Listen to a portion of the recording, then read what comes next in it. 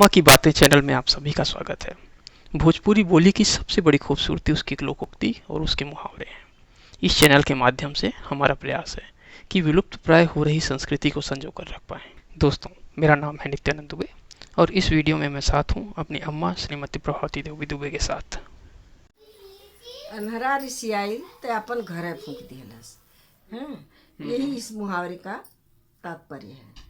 कहने का मतलब ये है कि क्रोध आदमी का सबसे बड़ा दुश्मन है। ठीक है। आदमी क्रोध में कुछ भी कर सकता है, भले उसका अपना ही क्यों ना नुकसान हो, लेकिन वो क्रोध पर कंट्रोल जो कर लिया उससे बड़ा महान कोई नहीं है दुनिया में। एक अंधा आदमी था, तो उसको बहुत बच्चे चिढ़ा रहे थे। ठीक है। चिढ़ा रहे थे तो बेचारे को तो दिखता था नहीं। अब वो क्या करे, तो पास में ही लोग, ठंड का दिन था, आगी ताप रहे थे। ठीक है। तो वो किसी तरह गया और वहां से एक लकड़ी उठाया और सोचा कि मैं मारूं डंडे से, लकड़ी से। लेकिन अब उसको दिखाई तो दे नहीं रहा था, तो वो कहाँ बच्चों को पाएगा। तो उसके हाथ से लकड़ी जो है ऐसा मारा, छूट करके उसी के छप्पर में जा गिरी और उसका घर जल गया। ठीक बात। तो जल गया तो अब उसका कितना नुकसान हो गया। उसका जो भी था वो भी जल गया। घर जलाना नहीं चाह रहा था, वो चाह रहा था कि गुस्से में वो बदला लेना चाह रहा था, लेकिन नुकसान उसका हो गया। तो अंधरा ऋषि आयल तो अपन घरे फूक दियलस। इसी तरह बहुत लोग गुस्से में आँख से देखते हुए भी आँख के अंधे बन जाते हैं, अपना ही नुकसान कर बैठते हैं, अपनी जान तक दे देते हैं।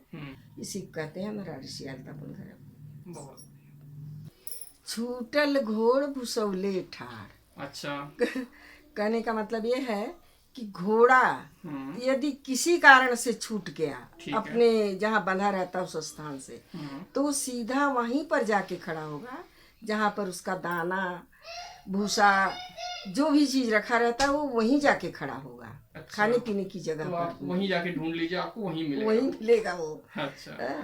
इसी कहते हैं छूटल घोड़ भुसौले ठाड़। इसी प्रकार से कोई कोई आदमी भी रहते हैं अपने आदत से मजबूर। ठीक है। उनको अगर थोड़ा भी मौका मिला तो वहां पर ही जाएंगे जहां उनको जाना है। उनको घर के कामों से कोई मतलब नहीं।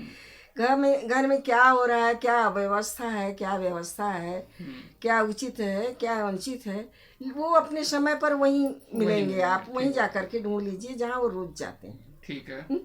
इसके लिए जैसे कोई उदाहरण बताइए।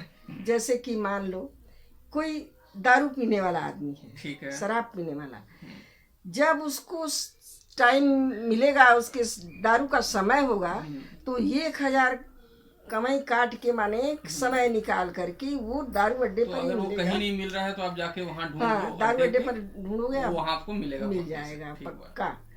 हाँ, ये तो बुरी आदतों की बात है। अब अच्छी आदत को सुनो। अच्छी आदत ये है, मान लो किसी को लत लगी है, दोनों टाइम मंदिर जाना है, उसे भगवान का पूजा पाठ करना ही है, तो उस समय के पाबंदी वो जरूर जाएंगे। मान लो उनके घर में कोई बीमार आदमी है, उसको दवाई देना जरूरी है, उसका सेवा जतन जरूरी है। बाद में और बहुत सारी परेशानी आ सकती है, लेकिन उनका मंदिर जाना नहीं छूटेगा, क्योंकि वो तो अच्छा काम कर रहे हैं। अब ये नहीं सोचेंगे कि बीमार आदमी को दवाई देना जरूरी है कि मंदिर जाना जरूरी है। वो तो उनके सोच के ऊपर निर्भर करता है। बाद की परिणाम को वो भोग लेंगे। हाँ, इसी को कहते हैं छूटल घोड़ भुसौले ठाड़। मतलब लोग अपनी आदत से मजबूर हैं, वो वहीं मिलेंगे जहाँ वो जाना है, पसंद करते हैं। चलिए, ठीक है।